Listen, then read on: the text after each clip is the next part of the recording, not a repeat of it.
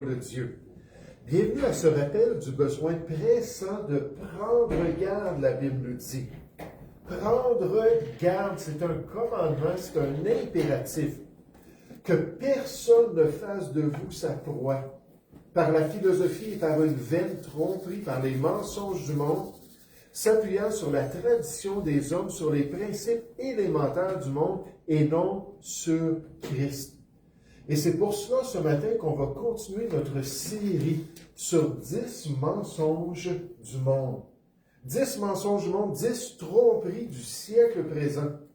10 philosophies qui s'élèvent contre la révélation de Dieu et son plan pour l'être humain. Le pasteur John MacArthur rappelle que les philosophies du monde ne sont que des systèmes de pensée vides, construits par l'orgueil humain et la rébellion, et elles s'opposent directement à la vérité révélée en Christ. Et à cause de ça, il faut veiller.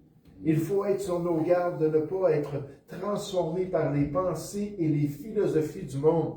Rappelons-nous que ce que le monde appelle sagesse est souvent une folie devant Dieu, car il rejette l'autorité de sa parole et élève le raisonnement humain au-dessus de la révélation divine. Et ce matin, on va voir un bon exemple de cela. Un exemple très clair concernant cette réalité. Et c'est pourquoi il faut veiller sur l'influence du monde sur nos pensées. Il faut renouveler notre intelligence quotidiennement avec les vérités de la parole de Dieu. Il faut évaluer toutes nos philosophies et nos pensées à la lumière des Écritures pour s'assurer de bien suivre le plan de Dieu pour notre vie.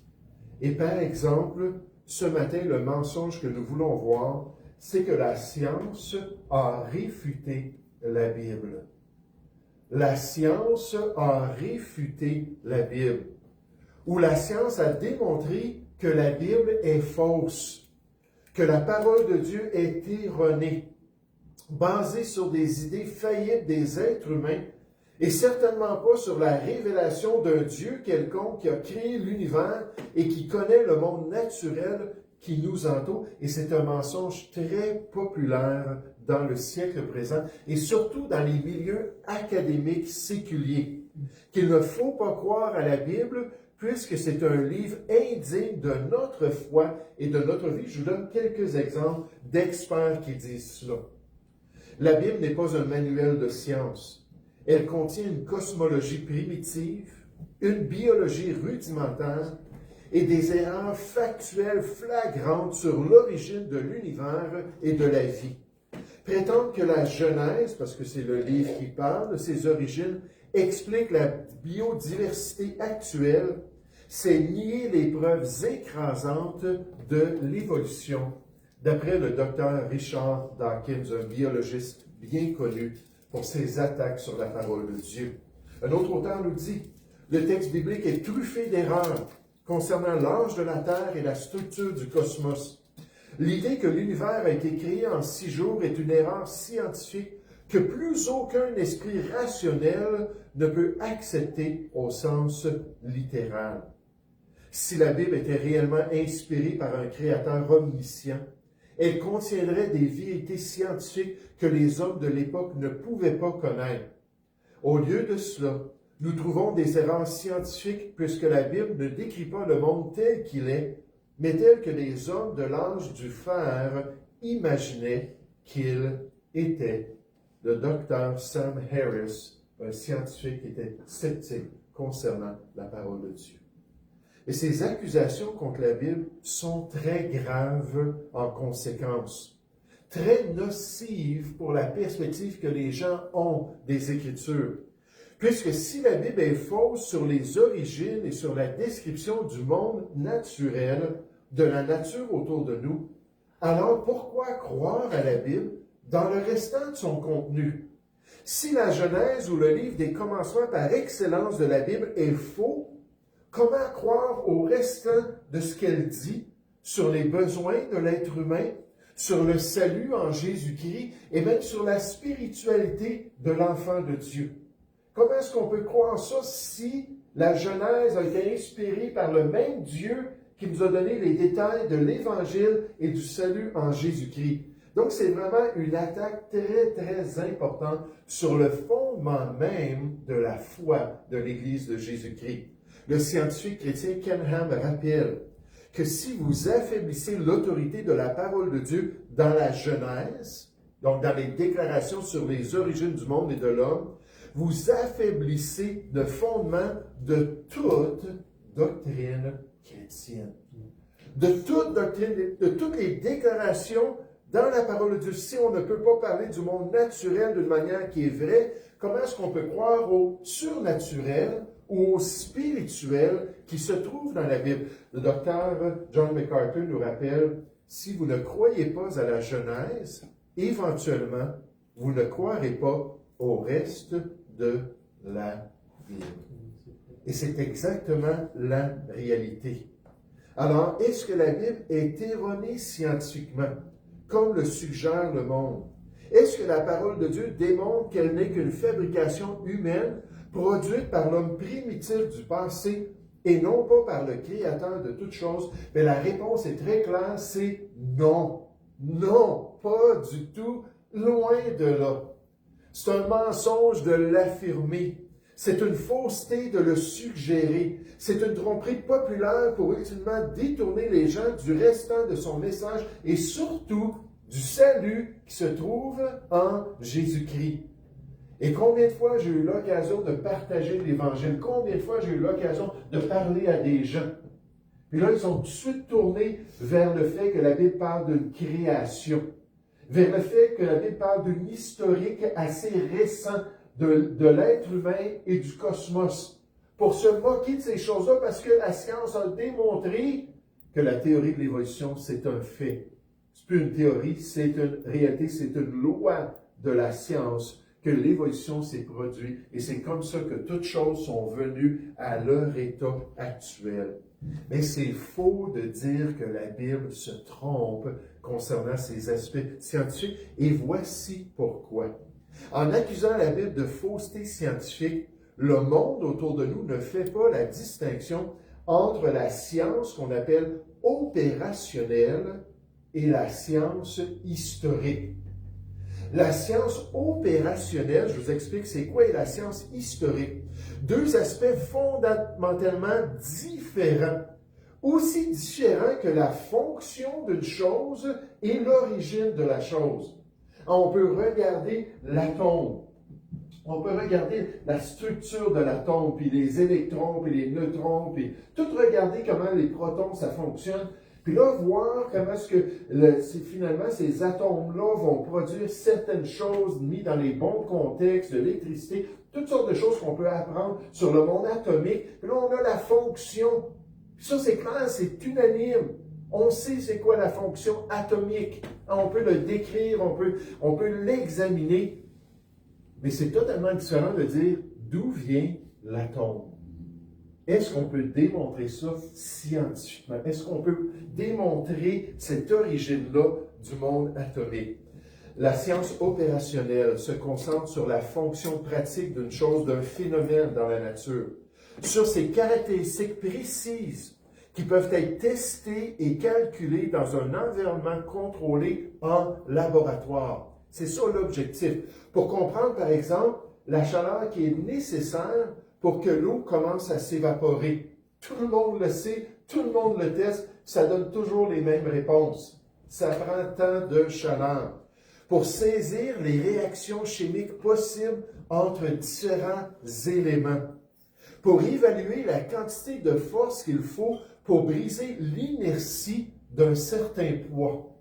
Toutes ces choses-là, c'est la science opérationnelle qui est très objective, qui est répétable, qui nous parle de ces choses. La science opérationnelle, ou expérimentale ou opérationnelle, consiste à découvrir comment les choses fonctionnent dans le monde d'aujourd'hui par l'observation et l'expérimentation répétante ou la méthode scientifique. C'est pour cette science-là, la méthode scientifique. Si vous voulez tester la gravité ou une réaction chimique, vous pouvez le faire en laboratoire aujourd'hui et demain. Pourquoi aujourd'hui et demain? Parce que le phénomène ne changera pas. C'est quelque chose qui est fixe, quelque chose qui est stable, constant et répétable. On peut avoir un laboratoire en Chine qui teste le phénomène, puis un laboratoire aux États-Unis qui teste le même phénomène, ils vont arriver à la même conclusion. Parce que c'est quelque chose qui est démontrable objectivement et scientifiquement. Ça, c'est la science opérationnelle. Vous savez bien que la Bible ne soit pas un manuel de science. Ce n'est pas du tout l'objectif que Dieu avait pour son livre, pour ses écrits. Elle se prononce tout de même sur toutes sortes de phénomènes naturels avec une grande précision, mais avec un langage adapté à toutes les époques et à tous les peuples. Elle va parler du cycle des vents. Elle va parler du cycle de l'évaporation dans le livre de Job. Elle va parler de l'anatomie humaine. Elle va parler de toutes sortes de domaines. Pas comme un manuel de science. C'est pas l'objectif de Dieu de décrire le monde autour de nous, mais de nous parler des vérités qu'on a besoin de savoir pour se préparer pour le prochain monde. C'est ça l'objectif principal. La Bible n'a pas été donnée pour être un manuel de science. Mais lorsqu'elle aborde des sujets qui touchent aux fonctions du monde physique, elle est d'une exactitude absolue. Elle n'est pas exhaustive dans ses descriptions scientifiques. Elle n'explique pas chaque loi de la physique ou chaque réaction chimique, mais elle est juste et vraie dans tout ce qu'elle affirme. Ça, on doit se rappeler de ça. La Bible n'est pas anti-scientifique. Loin de là. On avait un très bon livre sur la médecine écrit par un médecin chrétien. Il n'est plus dans le présentoir, j'imagine quelqu'un là à la maison.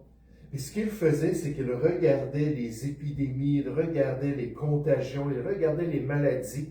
Puis là, il se tournait vers la loi de Moïse pour voir toutes les règles que Dieu avait établies pour ces problèmes-là de santé, les quarantaines, puis ainsi de suite, qui étaient légitimes, parce que des fois, les quarantaines ne sont pas légitimes. Puis là, il regardait toutes ces choses-là, il faisait tout ressortir la sagesse de la Bible, qui ne se trouve pas dans aucun autre écrit antique. Prenez les écrits des Égyptiens sur la santé, puis si vous avez la grippe, ils vont vous dire, allez prendre un mulet qui a la grippe, puis lécher son museau. Ça va vous guérir de votre maladie.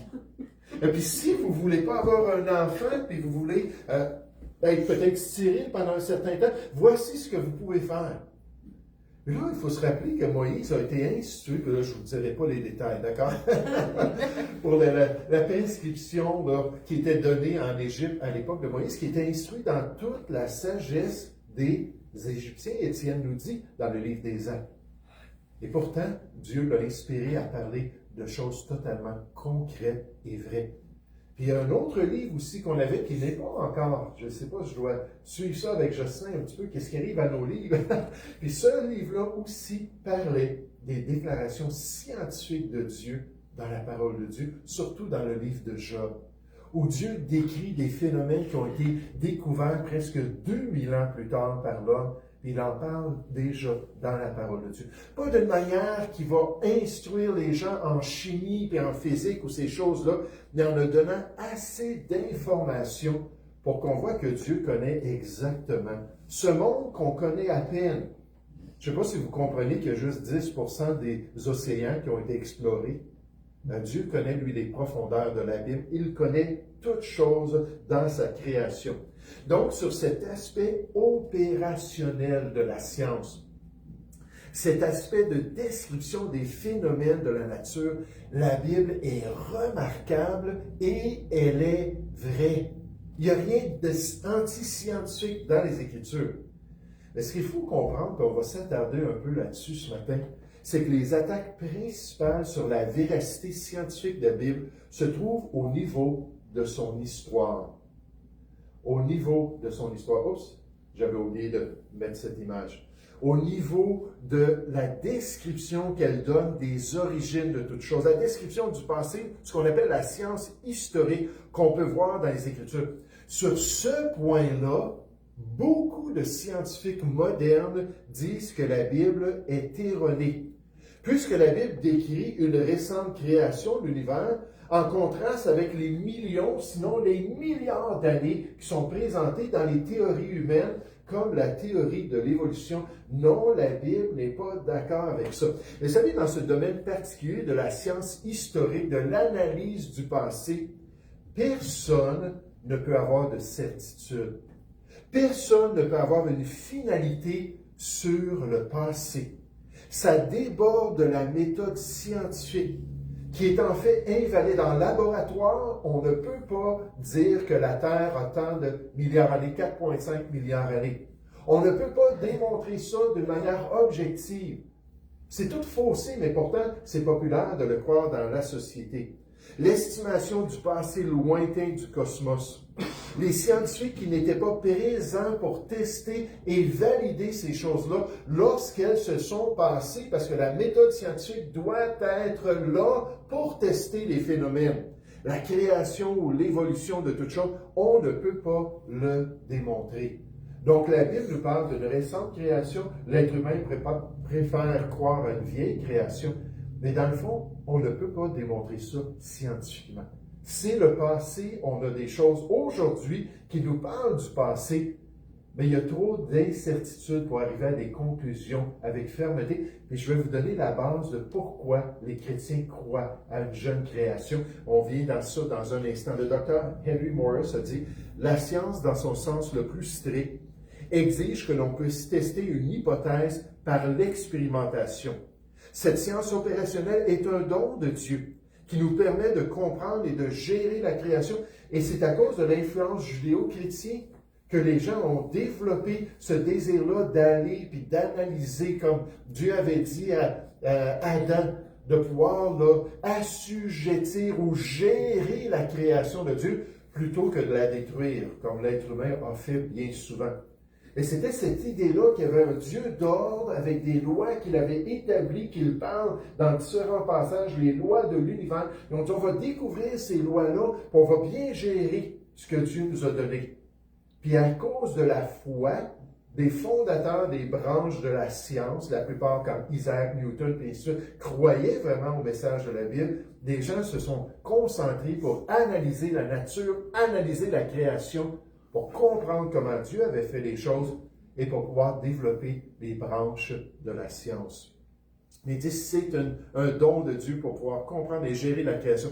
Cependant, dès que la science tente de définir d'où nous venons, donc le passé, sans tenir compte de la révélation de la Genèse qui nous en parle pour le chrétien, elle quitte le laboratoire pour entrer dans le domaine de la philosophie et du relativisme. Ou même, on pourrait dire, dans le domaine religieux, le domaine de la foi. Et les grands scientifiques comme Dawkins, puis Hawkins, puis tous ces grands penseurs-là qui poussent les idées de l'évolution, ce sont des gens qui ont une grande foi dans une théorie du passé, mais qui, dans le fond, ne peuvent pas le prouver. Ils vont dire que oui, la science le prouve, mais c'est vraiment faux. C'est totalement fautif. Puis nous, on voit la parole de Dieu qui n'est pas d'accord avec ça, puis on dit non, la parole de Dieu vient du Créateur de toutes choses.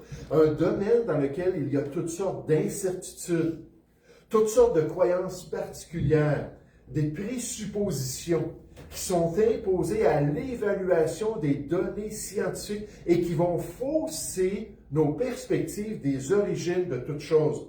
Les modèles d'interprétation sont variés et vont nous amener à des déductions et des conclusions sur le passé qui ne sont pas objectives et fiables. Et c'est dans ce domaine-là qu'on dit « Ah, la Bible est fausse ». Parce qu'elle n'est pas d'accord avec l'évolution de l'homme, qu'on vient de ces formes primitives-là. Elle n'est pas d'accord avec les milliards d'années du passé. Elle nous dit que donc les choses sont différentes. Elle se trompe si on accepte le scientisme. C'est une philosophie, là, cette perspective-là du passé, le scientisme populaire dans notre monde qui essaie de nous intimider et nous faire douter de la parole de Dieu. Vous savez, ce qui est frappant, c'est que la Bible nous dit, c'est par la foi. C'est par la foi que nous reconnaissons que l'univers a été formé par la parole de Dieu. Les croyants, les chrétiens, les enfants de Dieu. en sorte que ce qu'on voit n'a pas été fait de choses visibles. C'est par la foi qu'on accepte la description de la création de toute chose qui nous vient de la Genèse. C'est par la foi que nous acceptons les chronologies des Écritures sur l'histoire du monde et de sa création il y a seulement quelques milliers d'années. Mais ces choses-là ne peuvent pas être prouvées. On a notre perspective du monde. On a notre manière de voir le passé. Mais même en tant que chrétien, croyant que Dieu sait de quoi il parle, puis qu'il nous a donné les détails pour qu'on puisse savoir ce qui s'est passé, on ne peut pas le prouver scientifiquement. Et moi, je remercie tous les organismes de chrétiens scientifiques qui démontrent finalement que les phénomènes puis les données de la science s'harmonisent très bien avec la parole de Dieu. Si on les regarde objectivement, si on est prêt à les considérer d'une manière sans préjugés, puis comparer ça avec les modèles des origines, on voit que la Bible n'est pas si fausse que ça, bien au contraire. Elle s'harmonise très bien avec ces vérités-là. Mais c'est par la foi. Cette réalité déborde et surpasse la méthode scientifique, qui n'est pas équipée ou apte à déterminer l'âge et les origines de l'univers. C'est une question de foi d'un côté ou de l'autre. Comme j'avais enseigné lors de ma série sur les méthodes de datation. Il y a différentes méthodes de datation dans le monde, puis certaines de ces méthodes-là vont pointer vers certaines dates, d'autres vont pointer vers d'autres dates. C'est totalement contradictoire. Ça montre que ce n'est pas objectif et fiable. Puis à chaque fois qu'on prend une méthode, on a des idées préconçues qu'on va adapter à la méthode. Puis dans cette série-là, je démontre tout simplement qu'on ne peut pas faire confiance à ces méthodes-là, qui nous donnent des milliards d'années. Puis en passant, ce ne sont pas toutes les méthodes. Il y a des horloges naturelles qui pointent vers des âges très proches de la création. Il y a seulement quelques milliers d'années. Mais donc, je vous dis cela. Pourquoi? Parce que les théories des origines ne sont pas justifiables scientifiquement. La Bible n'est pas fausse à cause qu'elle a une autre perspective que ce qui est populaire dans notre monde, à cause qu'elle nous présente une autre réalité. Si vous voulez tester la gravité ou une réaction chimique, vous pouvez le faire en laboratoire aujourd'hui et demain. Mais la science des origines est différente. Elle tente de reconstruire le passé à partir d'indices présents. Elle dépend alors entièrement de la vision du monde et des présupposés de celui qui interprète les données. Et en passant, tous les historiens, tous les philosophes, tous les juges, tous les avocats, tous les scientifiques ont des idées préconçues. Ils ont déjà une perspective de la vie qui vont affecter leurs conclusions. C'est la même chose au niveau des origines. Elle dépend alors entièrement de la vision du monde et des présupposés de celui qui interprète les données, car l'événement lui-même n'est pas répétable en laboratoire. Pensez au Big Bang. Cette grosse explosion-là qu'on nous dit qui s'est produite. Là, j'essaie de me souvenir. Je pense qu'on est rendu à 20 milliards. Avant, c'était beaucoup plus. Ça a descendu à 24. Là, je pense qu'il y a une déflation. Là, on est rendu à 20,5 milliards d'années. Que toute la matière qu'il y a dans l'univers était compressée dans un petit point très chaud. Ce petit point-là a explosé puis a créé tout l'univers qu'on a aujourd'hui. Mais est-ce que je peux reproduire ça? Avez-vous un petit point avec toute la matière du monde? On va l'amener dans notre laboratoire. On va voir si dans les bonnes conditions, ça va exploser puis ça va se répandre dans l'univers. On ne peut pas faire ça. Pas plus qu'on peut créer l'univers, qu'on peut revoir la création de toutes choses. Oui, c'est vrai par contre qu'il y a des nouveaux cieux et une nouvelle terre qui s'en viennent. Puis là, on va être témoins cette fois-là. La vieille terre et les anciens cieux vont être roulés comme un vieux vêtement, Isaïe 56 au verset 4. Puis Dieu va créer des nouveaux cieux et il va créer une nouvelle terre où on va pouvoir avoir cette réalité extraordinaire. Et vous savez qu'on pense à cela, cette attaque-là, que la science a réfuté la Bible.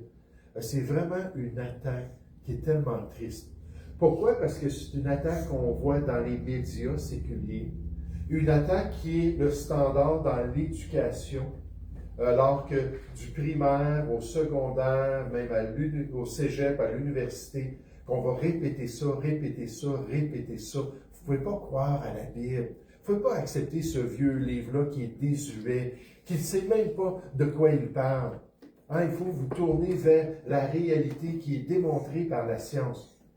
Puis avec les années, on parle de plus en plus de jeunes. Ils arrivent vers la fin du secondaire et ils disent « c'est tout, c'est terminé ». Ou ils vont aller au cégep.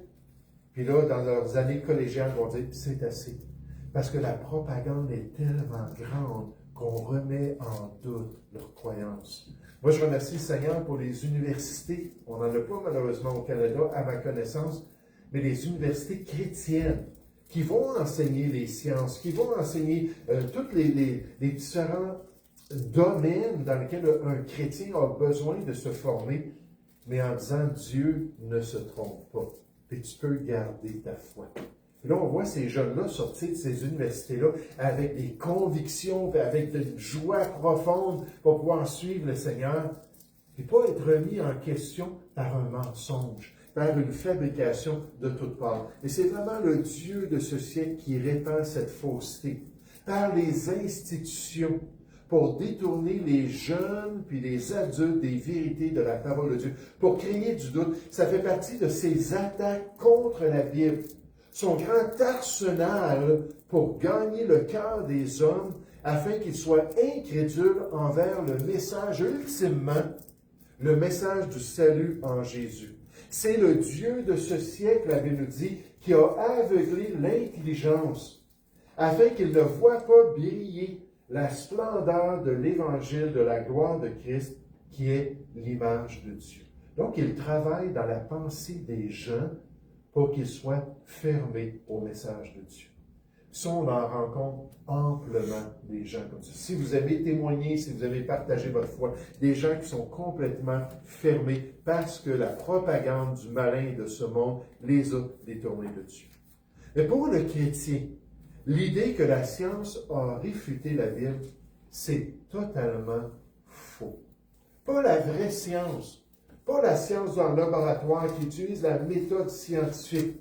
Il n'y a rien dans la Bible qui vient contredire ça, bien au contraire. Cette science opérationnelle et observable est en accord avec le message de la parole de Dieu. C'est pour ça que de grands scientifiques, de grands penseurs de l'histoire, puis encore aujourd'hui, n'ont aucune honte de dire qu'ils croient à la parole de Dieu. Parce qu'ils connaissent la biologie. Ils connaissent le physique, ils connaissent la chimie, la biochimie, tout ça. Puis ils regardent ça, puis ils voient ça avec la parole de Dieu. Il n'y a pas vraiment de contradiction. J'aimerais qu'on puisse chercher un passage ensemble ce matin, un passage prophétique dans la deuxième épître de Pierre au chapitre 3. 2 Pierre au chapitre 3. Je ne voulais pas finir le message sans qu'on ait au moins une base textuelle pour nous rappeler ces réalités-là, que Dieu nous dit que dans les derniers temps, les gens vont rejeter l'idée de la création biblique. Puis les moqueurs, les gens avec une grande influence qui vont se rire de la Bible, vont essayer de détourner la société de la vérité. Ça, on voit ça partout autour de nous. Au Québec, avec cette poussée-là du gouvernement québécois pour un monde séculier, on voit ça clairement. Ils attaquent la réalité de la foi. Que ce soit la foi musulmane, la foi juive ou la foi chrétienne, peu importe. Ils s'attaquent à cela. Puis ils vont dire, nous, on se base sur la réalité, puis nous, on se base sur la science. Tandis qu'ils se basent sur des philosophies qui sont autant religieuses que ce qu'ils essaient d'enlever de la société. Puis comme c'est triste, n'est-ce pas? 2 Pierre, chapitre 3, nous parle de ça, verset 1. Voici déjà, bien-aimés, la seconde lettre que je vous écris, donc 1 et 2 Pierre. Dans l'une et dans l'autre, je cherche à éveiller par des avertissements votre saine intelligence, qu'on puisse être vraiment aux aguets, afin que vous vous souveniez des choses annoncées d'avance par les saints prophètes et du commandement du Seigneur et Sauveur enseigné par vos apôtres. Sachez avant tout, comprenez et retenez, dans les derniers jours, les derniers temps, il viendra des moqueurs dans la société, avec leur raillerie et marchant selon leur propre convoitise. Ils disent où est la promesse de son avènement. On parle du retour de Jésus, on parle des derniers temps, on parle du nouvel ordre mondial. Mais où est-ce que ça se produit, ces choses-là? Car depuis que les pères sont morts, tout demeure comme dès le commencement de la création. Remarquez le verset 5. Ils, ces moqueurs-là, avec leur raillerie, veulent ignorer. En effet, c'est volontaire. C'est un choix de cœur. Ils veulent ignorer que des cieux existèrent autrefois par la parole de Dieu. Ils veulent ignorer la création de l'univers par Dieu. Ainsi qu'une terre tirée de l'eau et formée au moyen de l'eau, donc l'histoire de la planète Terre. Et que par ces choses, le monde d'alors périt, submergé par l'eau. Ils veulent ignorer le déluge universel de l'époque de Noé. Un déluge qui a laissé des marques dans chaque continent, sur chaque continent et à travers le monde. Des marques très claires qu'il y a eu ce déluge-là universel. Verset 7. Mais, par la même parole, les cieux et la terre d'à présent sont gardés et réservés pour le feu, pour le jour du jugement et de la ruine des hommes impies, puis nécessairement, ils veulent aussi ignorer cela. Que le jugement de Dieu s'en vient un jour sur la terre.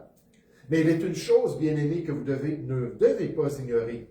C'est que devant le Seigneur, un jour est comme 1000 ans, et 1000 ans comme un jour. Dieu n'est pas lié par le temps et il est très patient. Le Seigneur ne tarde pas dans l'accomplissement de la promesse comme quelques-uns le croient, mais il use de patience envers vous, ne voulant pas qu'aucun périsse, mais voulant que tous arrivent à la repentance. Donc Dieu, malgré tout, continue son œuvre dans le cœur des gens. Le jour du Seigneur viendra comme un voleur. En ce jour, les cieux passeront avec fracas. Les éléments embrasés se dissoudront, et la terre avec ses œuvres qu'elle renferme sera consumée. Oui, Dieu va juger le monde impie. Puisque tout cela est en voie de dissolution, tout cela, ça va être détruit un jour, combien votre conduite et votre piété doivent être saintes. Des gens sanctifiés pour le Seigneur. Attendez et hâtez l'avènement du jour de Dieu. Jour à cause duquel les cieux enflammés se dissoudront et les éléments embrasés se fondront. Mais nous attendons, selon sa promesse, de nouveaux cieux et de nouvelles terres où la justice habitera. J'ai fait 2 séries à notre petite institution biblique qu'on avait il y a à peu près une dizaine d'années. Et pendant 20 semaines, on a regardé l'origine de toute chose. On s'est concentré sur la création et tout ce qu'on peut apprendre dans la parole de Dieu sur l'œuvre de la création de Dieu. Et en même temps, c'était le lundi soir, on avait 1 heure pour la création. En même temps, on s'est tourné vers la prophétie biblique. Et ce que Dieu avait à dire dans le livre de l'Apocalypse et dans les autres passages apocalyptiques. Donc, non seulement on confirmait l'origine de toute chose, mais on disait en même temps, Dieu nous a dit, voici ce qu'il va faire à l'avenir. Puis on regardait vers l'avenir. Vous savez, c'est très dur pour les chrétiens de croire à la prophétie biblique, à l'eschatologie biblique, s'il remet en doute que Dieu est capable de créer toutes choses. Parce que ce même Créateur qui a créé par sa parole nous dit qu'il va détruire dans un instant tout l'univers, un univers immense. Puis la planète Terre, qui a été souillée par le péché de l'homme, il va tout raser ça pour créer des nouveaux cieux et une nouvelle terre. Oh, il ne faut pas s'attacher aux choses d'en bas, il faut s'attacher aux choses d'en haut. Donc, cette idée que la science a réfuté la Bible, pas du tout. Pas du tout, c'est un mensonge. Dieu connaît sa création. Lorsqu'il aborde un sujet concernant la nature, il est toujours exact, toujours vrai, et dans un langage très simple, il nous donne la confirmation que le Dieu de la Bible, effectivement, c'est le Créateur de toutes choses.